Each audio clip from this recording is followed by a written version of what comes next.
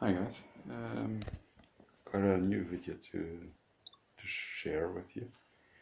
Some interesting stuff, so I just had to share this and show everybody this new exploit, if we can call it that. It happened to me in a bluestar, and so we're going to see this bluestar, very interesting. And something really interesting that happened. Okay, so I'm now level 8. And I'm doing these bluestars with some more complications with the bombers, right? Let's just go through it. So I'm at the top here, and I got my usual weapons: Bond, EMP, a laser 10, my passive 10 shields. Now, who we really got to watch is this guy over here. This guy over here, Gordon, has dart, he has blast shield, time warp, and tele, along with salvage. Okay, so I'm just going about the route that I plotted out in my head, and I want to end up somewhere over here, but it doesn't go according to plan because I was thinking of coming over here, attracting the Colossus, then coming over here, coming in over here. This Colossus goes up, and I end up here. This was my plan, but it didn't go according to that plan. Quite far from it. And so, something interesting happened here. This was a win, a very sweated out win, because I really had to work for it. It wasn't easy. Had to fight for it, which is all part of the game, but quite interested to see that guy there, Gordon, with the dart instead of a laser or a battery. And I used dart some time ago.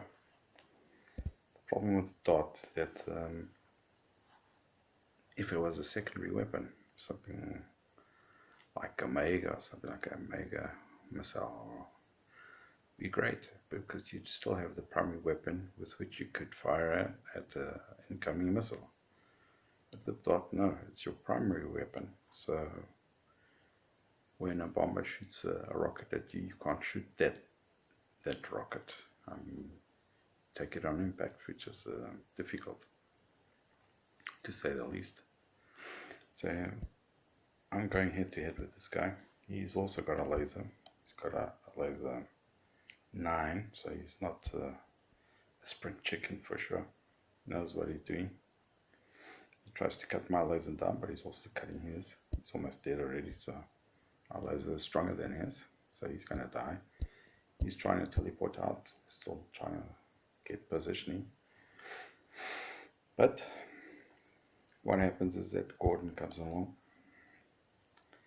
and this guy has very little hull left, and Gordon's going to take advantage of that. And he comes in. He's also fleeing from that missile over there. Look at him. He's firing a dart. Okay. He's firing that dart there. And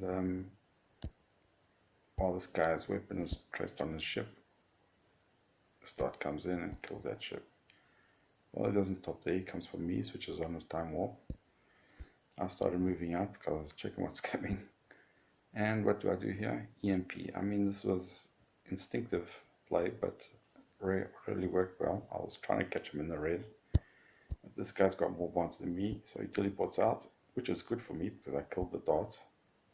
If he hadn't teleported out, I would have probably taken the dart and died. So this guy's helped me a lot. Now, he teleported the other side. This guy, EMP'd him. I get my bond, put that guy out. He's coming in, shooting his dart, and he dies just before his dart can kill me. So, quite a bit of luck here in this play. I had to see that various times, but I mean, this guy over here, we're checking this bluestar again. Let's look at his play. human dots, something, this kind of weapon, I had actually put it aside because it really had a very difficult use. I mean, as a primary weapon, you can't fire at an incoming missile, and the higher your blue stars and your red stars are, the more missiles are flying around from bombers and other ships. So he seems to make it work, yeah. Dot is powerful though. I mean, he kills lots of ships with one or two dots, so that works quite well. He's coming in.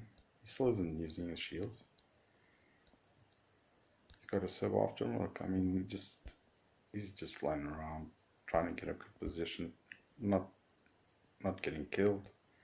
He's the man on objective. He's switching on shields. Look what he does to this bomb. I mean, yes, where's he gonna be? He has to get out of the red. Where's he gonna go?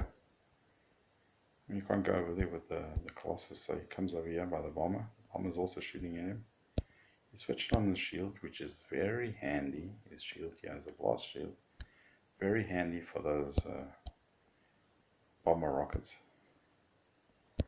I mean, look at what this thing would almost kill me. I mean, took out a bit of his shield, right? So I need a little bit of his shield. So he's got plenty of shields still left. Thankfully, he's out of the lone battleship's radius. The bomber gets a bit of the lone battleship's vengeance. Well, look what's going to happen. The bomber's really weakened. Swapping missiles in the air. Okay, he's going to take another bomber missile. A bit more of a shield. Now his final dot is going to wipe out that bomber. So a bomber was wiped out by this guy. Here we see that play again. And he really is going after the other guy after he teleported out. So he wipes this guy out easily because the guy's gun was trained on his hull and not at his missile. He fires a dot at me. My laser kills that dot. Here he comes, another dart. I would have died with this one for sure. For sure. Had an EMP. Thankfully, he teleports out. I was trying to kill him in the red, delaying it until the red can go, but he didn't. He decided to teleport out. That was a good call for me, bad for him. Here I come. Now I'm going to use my bond, get the guy that's already out of the red. Okay. There he comes, and my laser 10 really works it here. Doesn't look like it, but he has very little hull, and he dies, and I win this, okay? So, that was a really sweated out win. Let's just go check this guy's system. And there's something surprising here, you know? I mean, you look at his system, this is what he has, you know? He has a server here. I mean, what the hell does he want to serve for? And he has a base over here, and this base spawns these guardians once every 24 hours, okay?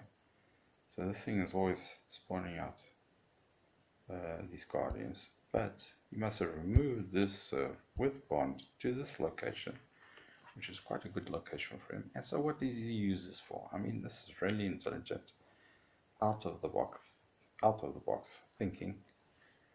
And he's doing blues over here.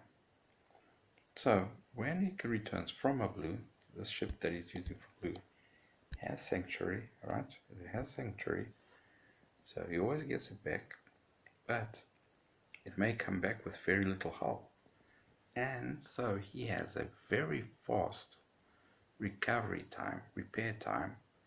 And how does he do that? He sends this miner towards this serve. The miner kills the serve kills the miner, but the miner has sanctuary, so it immediately comes back at no loss to him. But when this miner dies, this guy has over here salvage, and his ship is being repaired when this miner dies. I mean, that is really good thinking, out of the box thinking. And I mean, I had seen guys with serve bases around, but I'd never seen this use of the SIRPs. I mean, it's really intelligent. I don't know how whoever thought this up was had plenty of time to think it up. Really, I mean, it's out of the box. I should have thought about this too, because really, it's really staring at you. It's glaring at you, and here's quite a good answer. I mean, with no use of Hydra, like repair does, and he is able to repair his ship. Like 2 or 3 miners killed, every miner that is killed takes off about 12 minutes of repair time. I mean, he has 25 minutes left. If he used 2 or 3 miners and died, he would get the ship repaired in quite a jiffy. In like less than a minute, the ship would be repaired and he could go out into the next blue star. I mean, that's really good thinking from this guy. And I really had to show it to you. It's a pity it's not active at the moment, but it's a really good system that he's got here, and something that I was very interested to see. So I really had to share this with you, even though it's late and I'm tired. But it's a very interesting thing. I mean, what do you think about that? Send me your commentary and subscribe if you haven't. Thanks, guys.